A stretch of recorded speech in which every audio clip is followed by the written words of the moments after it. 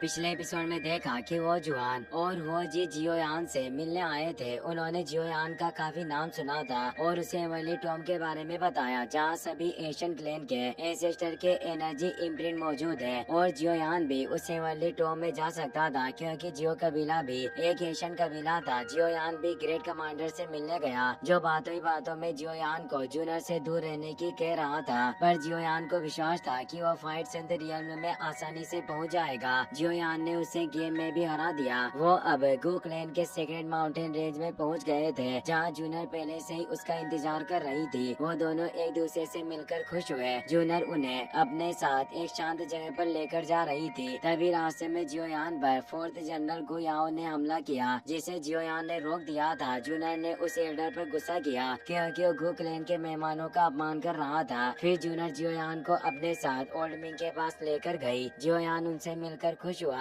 अब coming as ceremony शुरू होने वाली थी, जिसमें सभी गो क्लैन के युवा प्रेटिशनर अपनी पसंद से किसी भी चुनौती दे सकते थे, जिससे जूनर को फिक्र थी कि उसके कबीले के कई सारे लोग जियोयान के साथ फाइट करेंगे। पर जियोयान ने डिसाइड कर लिया था कि जो भी उसके साथ परेशानी मोल लेने की हिम्मत करेगा, वो उसे जियो क्लैन की ट्रू पावर का एहसास करवाएगा। फिर अब हमें गो क्लैन के सीक्रेट कंपटीशन एरिया का सीन दिखाया जाता है, जहाँ जियोयान अपने साथियों के साथ अंदर जा रहा होता है, पर तभी पहरेदार उनका रास्ता रोक देते हैं। एल्डर तियानो कहते हैं कि क्या वाकई एक पावरफुल एशियन क्लैन अपने मेहमानों के साथ इसी तरह व्यवहार करता है। आज वास्तव में गु क्लैन के बारे में मैंने एक बात सीख ली है। तभी जूनर अपने हॉर्स पर बैठकर वहाँ जाती है और जियोयान के पास उतरती है। वो पहरेदारों को साइड होने को कहती है, पर पहरेदार नहीं हटते। तभी वहाँ दो एल्डर आ जाते हैं और कहते हैं कि मिस, आपको इन लोगों के साथ परेशान होने की कोई जरूरत नहीं। आज की इस कमिंग एज सेरेमनी को केवल हमारे कबीले के मेंबर और कुछ विशेष रूप से आमंत्रित अतिथियों के लिए ही खोला गया है, इसलिए आपको इस बात को समझना चाहिए। बाकी सभी क्लैन के लोग अंदर थे, सिर्फ जियोयान को ही रोका गया था। जूनर कहती है कि ये मेरे दोस्त हैं, तो दूसरा एल्डर कहता है कि मुझे लगता है कि ये लोग सम्मानित अतिथि के रूप में योग्य नहीं है। जूनर को इससे काफी गुस्सा आता है और अपनी पावर को इरिटेट करने लगती है, पर तभी वहाँ एक मिस्टीरियस पर्सन की आवाज आती है कि वाकई क्या मेरे डिसेबल यहाँ आने के योग्य नहीं है, और अपनी पावर से एक तेज थंडर को वहाँ गिराते हैं, जिससे वो एल्डर दूर हो जाते हैं। अब वो मिस्टीरियस मैन सामने आ जाता है और अपने ओरा को स्प्रेड करते हुए कहता है कि तुम्हारी जियानान एकेडमी के किसी भी व्यक्ति को धमकाने की हिम्मत कैसे हुई। वो जियानान एकेडमी के लीडर यानी डीन थे। दोनों एल्डर ये सुनकर हैरान रह गए। जियोयान को याद आता है कि हे किंग, फियर्स थंडर से भरी हुई जिस जगह पर उसे लेकर गए थे, वहाँ उसे जिस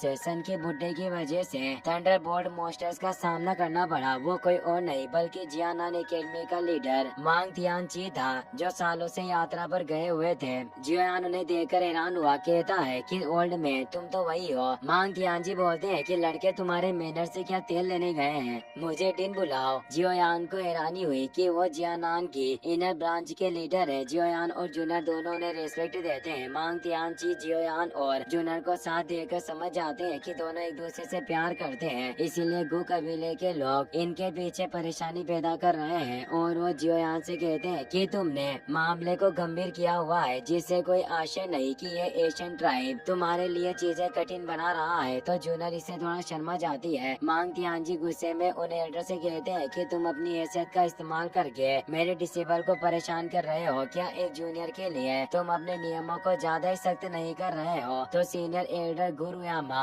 अपने दोनों एल्डर गुकियान और गुजू को परेशानी पैदा करने से मना करता है, जिससे वो आगे से हट जाते हैं और अब वो सभी भी अंदर आ जाते हैं। जूनर जियोयान को बताती है कि ये कमिंग एज सेरेमनी समाप्त होने के बाद हेवनली टॉम के खुलने का समय आ जाएगा, इसीलिए ये सभी 8 एशियन ट्राइब के वंशज इसी कारण से यहाँ आए हैं कि वो हेवनली टॉम में जा सके। और जियोयान आपके एंसेस्टर जियो जुआन का इम्प्रिंट भी उसमें मौजूद होगा और आप जियो फैमिली के मेंबर होने से उसमें जाने के लिए योग्य हो। पर सालों से आपके कबीले में किसी ने उसमें प्रवेश नहीं किया, पर उम्मीद है कि अब इस बार आप उस हेवनली टॉम में प्रवेश करोगे। बस मुझे डर है कि कुछ एल्डर आपके अंदर जाने पर रोक लगा सकते हैं और परेशानी पैदा करेंगे। तो मांग तियानची कहते हैं कि तुम चिंता मत करो, जब वक्त आएगा तो मैं खुद जियोयान की मदद करूंगा और लोगों के सामने जियोयान का पक्ष लूंगा। और मेरी रेपुटेशन के चलते मुझे नहीं लगता कि कोई हेवनली टॉम में जाने से जियोयान को रोक पाएगा और न ही इसके लिए चीजें कठिन बनाएगा। तो जूनर और जियोयान डिन को तेज कहते हैं, तो डिन जूनर से कहते हैं कि इस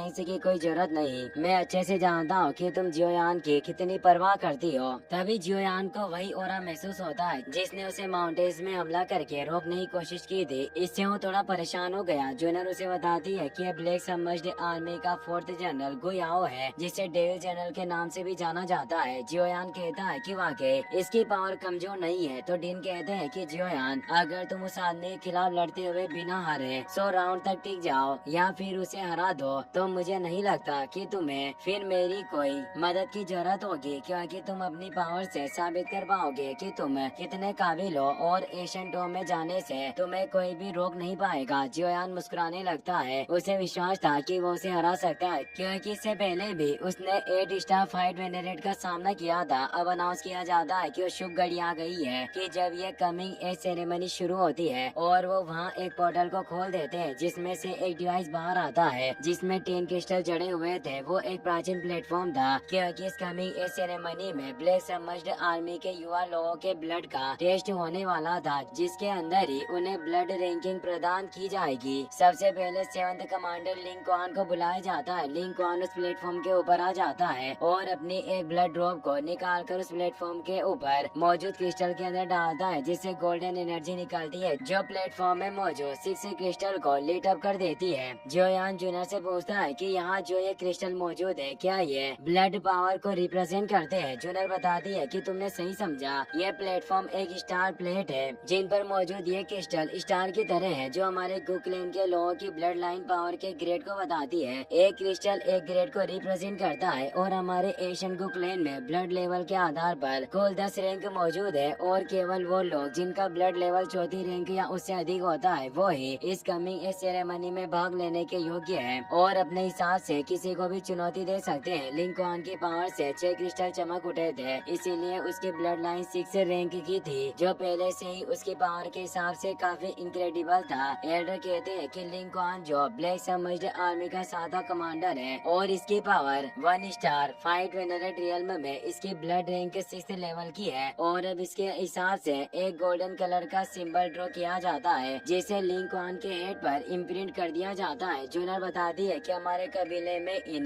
गिल्फ सिंबल को 4 लेवल में डिवाइड किया गया है, सिल्वर, गोल्ड, पर्पल गोल्ड और कलरफुल गोल्ड। लिंग क्वान का जो सिंबल है वो 2nd क्लास का गोल्डन क्लेन एम्ब्लेम है और ये एम्ब्लेम प्राचीन को क्लेन के सभी मेंबर को ब्लड पावर को इस्तेमाल करने की अनुमति देता है, जिससे महत्वपूर्ण पलों में जब इन्हें ताकत की जरूरत हो तब ये ब्लड पावर से अपनी ताकत बढ़ा पाए और खतरों का सामना कर सके। जियोयान कहता है कि वाकई ये एक काफी कमाल का सिंबल है और वो जूनियर से पूछता है कि क्या तुम्हारी ब्लड लाइन वंश 10वीं रैंक तक पहुंच गया है। जूनियर कहती है कि जब मैं लौट कर आई थी तब से मैंने इसका टेस्ट नहीं किया, पर 10वीं रैंक की ब्लड लाइन को डिवाइन रैंक की ब्लड लाइन कहा जाता है और प्राचीन कबीले में किसी ने भी इसे 1000 सालों से नहीं देखा है। मुझे डर है कि अभी तक मैं उस पॉइंट तक नहीं पहुंच पाई हूँ। ये ब्लड टेस्ट लगातार चल रहा था। मांग तियानची कहते हैं कि मैंने सुना है कि एशियन को क्लेन में जिसके पास 9 रैंक की ब्लड लाइन होती है तो फाइट संत रियल्म में प्रवेश करने का मौका प्राप्त कर सकता है और जिसके पास डिवाइन ग्रेड की ब्लड लाइन होती है वो फाइट संत के पीक तक भी पहुंच सकता है और ये कोई ऐसी चीज नहीं है जो हर किसी को सिर्फ चाहने से मिल जाए। जियोयान सोचता है कि गो कबीला वाकई काफी पावरफुल है, जो केवल ब्लड पावर के माध्यम से ही फाइट संत में पहुंचाने की काबिलियत रखता है। वाकई इनके प्राचीन वंश की फाउंडेशन काफी स्ट्रॉन्ग रही होगी और अब